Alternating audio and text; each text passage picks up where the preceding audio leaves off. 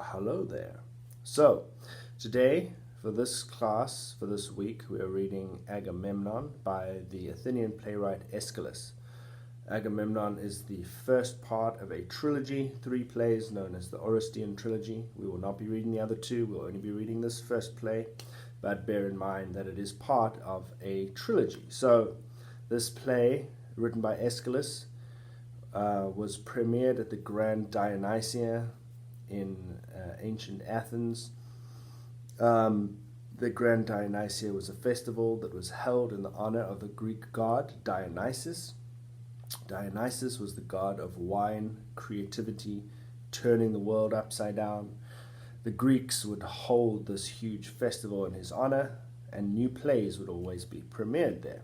And all the Athenian citizens, at this time in history it was only male Athenians who were citizens, would come and watch this play, and it was a huge, big deal. And Aeschylus in his day was the most famous and the most well-regarded and respected of the playwrights, and he won with this play.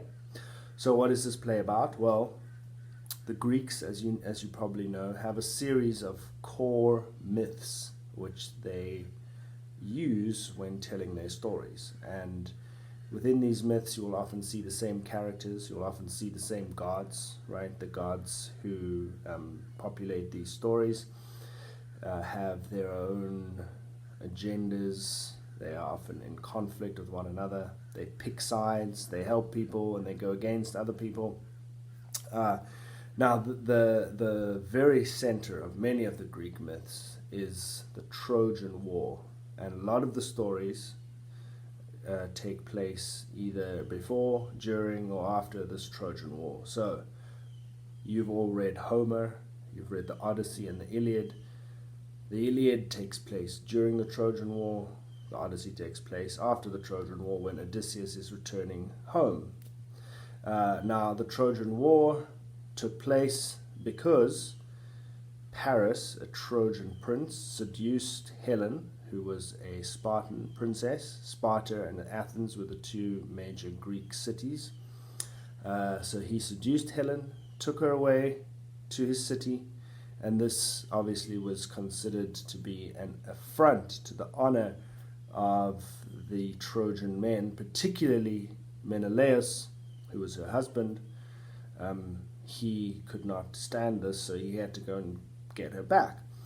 So he called his brother Agamemnon, the character after whom this play is named, and Agamemnon was also a leader, a kind of chief in ancient Sparta, and they got together a huge army, sailed across the sea, went and fought this Trojan War. Now, there's some important things that happened during this time that impact what happens in this play that you're about to read. First of all, Agamemnon, when he was trying to sail across the sea, the wind would not blow. So what did he do? Well, instead of, he didn't have an iPhone, so he couldn't check up and see, what's the weather going to be like for the next 10 days, and then maybe just wait for the wind. Back in his day, he assumed that the gods had it in for him, and they probably did.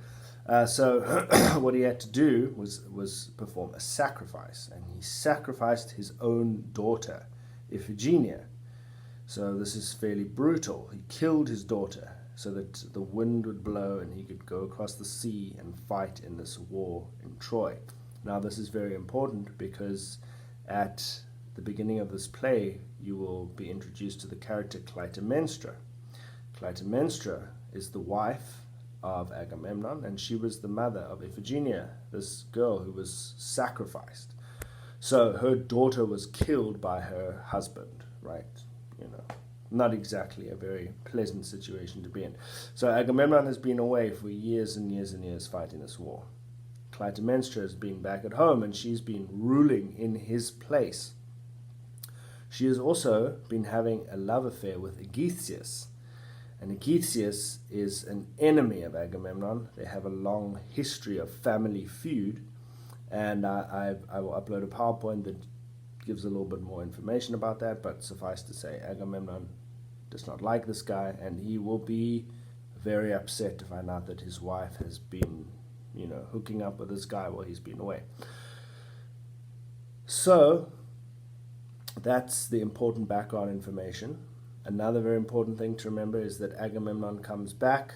When we meet him, he's with a character called Cassandra, and he has captured her, taken her from Troy.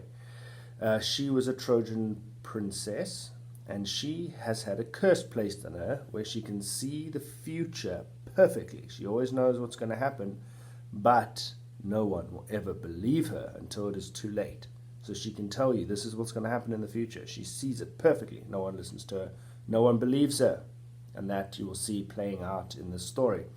So when you're reading it now, take that into consideration, this background information that I've just told you about, because this play just begins, boom, you're thrown into the middle of it, and you're expected to know some of this background, because the Athenian audience watching it would have known this. They would have been familiar with these myths and stories. So think about that. Pay attention to the different characters and their personalities. Pay attention to Agamemnon and the kind of person he is. Pay attention to Clytemnestra. She's really the central character here. She is a very powerful figure. She's quite ruthless and violent, but at the same time she makes a very good argument about her position and her social standing as a woman at this time in history. So she's a very conflicting character. Some people have mixed feelings about her, let's put it that way. One's drawn to some of her justifications and simultaneously repelled by what she's doing. Remember, she has a justification for her anger because of what her husband has done, which was kill her daughter. So think about that. Think also about the concept of justice and honor and revenge. So, as I mentioned at the beginning, this play is part of a trilogy called the Orestian Trilogy, 3 plays. And during the course of these plays, we watch the process of violence and retribution, and what happens when somebody commits a violent act, and then somebody else then has to take revenge for the act that has been carried out, right? So in this instance, Clytemnestra needs to take revenge for her daughter being killed. But then what happens after that? Well, then someone has to take revenge on her, and then someone has to take revenge on that person, and someone has to take revenge on that person, and so on and so on and so on and so forth. So what you see, if we were to read the whole trilogy, is that by the very end, the end of the 3rd play, order has been re-established and restored, because the Greek goddess Athena, the goddess of wisdom, establishes the justice system in Greece, in ancient Greece. So that's where this entire story heads towards, is the establishment of a justice system, the kind of justice system that we are familiar with today in the modern world. But at this time, at the beginning of the story, this justice system has not yet been established, and so individuals have to take matters into their own hands. They have to take revenge. They have to find justice themselves.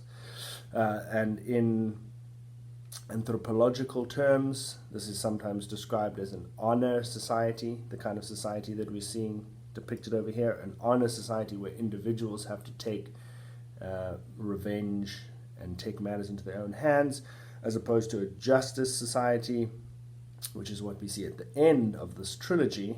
Again, we're not reading the whole trilogy, but if you were to read all the way to the end, you see the establishment of a justice society where law and order and jury system sorts out conflicts. Okay, so these are things to bear in mind when you read through this. When you write your post, you can take it in whatever direction you want, but these are some pointers. So I hope you enjoy reading this play, and I'll see you again soon. Goodbye.